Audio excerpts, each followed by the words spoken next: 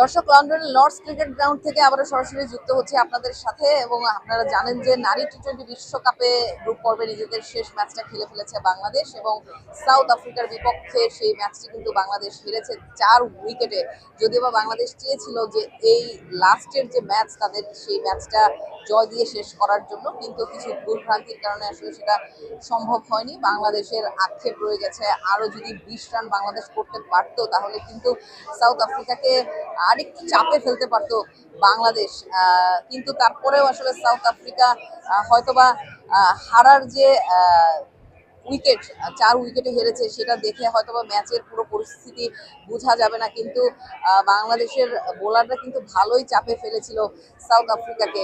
Last 5 বলে আসলে বাংলাদেশের দরকার ছিল 6 রান, সেটি সাউথ আফ্রিকা যদিও বা শেষ পর্যন্ত আসলে তারা সফল হয়েছে সেটি করার জন্য। তবে বাংলাদেশ কিন্তু এরই মধ্যে নারী টি-20 বিশ্বকাপে এবার তাদের সর্বোচ্চ ম্যাচ জয়ের ইতিহাস গড়েছে। 2টো ম্যাচ জিতেছে 5টি ম্যাচ খেলে, এবং সেই ধারাবাহিকতা নিশ্চয়ই বাংলাদেশের নারী ক্রিকেটাররা তারা পরবর্তী যে বিশ্বকাপগুলো রয়েছে সেখানে হয়তো আরো বেশি ম্যাচ জেতার যে চেষ্টা সেটা তারা করবে। এবং বাংলাদেশি ব্যাটারদের ধারাবাহিক পারফরমেন্স হয়তোবা তখন আমরা দেখতে পারবো। যদিও বা এই বিশ্বকাপে আসলে ব্যাটাররা তেমন একটা ধারাবাহিক পারফর্ম করতে পারেননি, এবং বোলারদের পারফরমেন্সও মাঝে মাঝে সুবিধাজনক মনে হয়নি এই টুর্নামেন্টে। তারপরেও বাংলাদেশ একটা তৃপ্তি নিয়ে এই বিশ্বকাপ থেকে যাচ্ছে, 2টা ম্যাচ জেতার তৃপ্তি, সেটা পাকিস্তানের বিপক্ষে, এবং শুরুতেই নেদারল্যান্ডসের বিপক্ষে বাংলাদেশ ম্যাচ জিতেছে।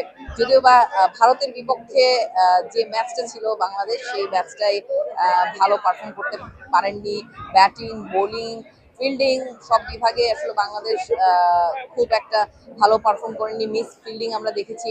সেই সব শুধরে বাংলাদেশ চেষ্টা করবে পরবর্তী সময় তাদের পারফরমেন্সটা কিভাবে ঠিক করা যায়। এবং যেহেতু বিসিবি সভাপতি এখন তামিম ইকবাল হয়েছেন, তামিম ইকবালের কাছে বাংলাদেশ নারী ক্রিকেটারদের চাওয়া অনেক কিছুই আছে।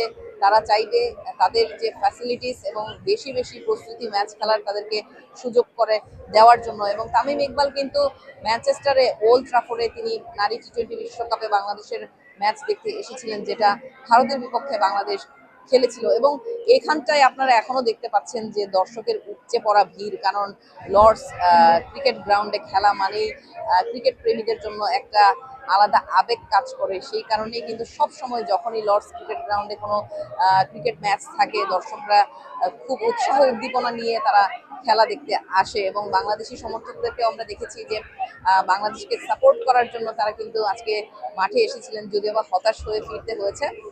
যেটি বলছিলাম যে তারপরেও বাংলাদেশ নারী ক্রিকেট দলের প্রাপ্তি রয়েছে এই টুর্নামেন্ট থেকে। এবং এর পরের ম্যাচটাই কিন্তু নারী ভারতের ম্যাচ অস্ট্রেলিয়ার বিপক্ষে। ভারতের জন্য ডু অর ডাই ম্যাচ এটা। এই ম্যাচটা জিততে পারলে তাদের সেমিফাইনাল খেলার যে ইকুয়েশন সেটা সহজ হয়ে যাবে, কারণ আপনি জানেন যে এখনো সাউথ আফ্রিকা ম্যাচটা যেহেতু জিতেছে, সুতরাং রান রেটের একটা হিসাব থাকবে। এবং আমরা ভারতীয় দর্শকদেরকে আজকে দেখতে পাচ্ছি যে অনেক ভারতীয় দর্শক লর্ডস ক্রিকেট গ্রাউন্ডে এসেছেন ভারতকে সাপোর্ট করার জন্য। তারা চাচ্ছেন যে ভারত এই ম্যাচটা জিতুক এবং অস্ট্রেলিয়ার সাথে জিতে তারা যেন সেমিফাইনাল খেলতে পারে। ভারতও সেই চেষ্টাই করবে। তবে অস্ট্রেলিয়া অনেক শক্তিশালী প্রতিপক্ষ। আমরা অস্ট্রেলিয়ার দর্শকদের সাথে কথা বলেছি, তারাও প্রত্যাশা করছেন যে অস্ট্রেলিয়া ভারতকে হারিয়ে দিবে।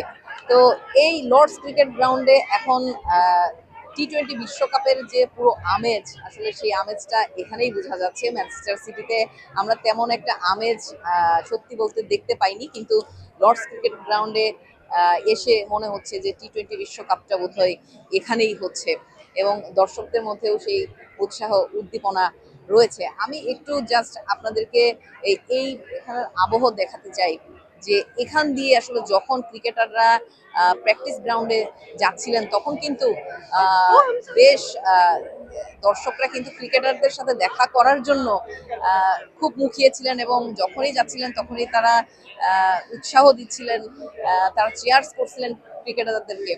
তো আমার কাছে এখন পর্যন্ত এই ছিল সবশেষ তথ্য লর্ডস ক্রিকেট গ্রাউন্ড থেকে, এবং পরবর্তী সময়ে আপনাদেরকে আরো তথ্য জানাতে পারবো।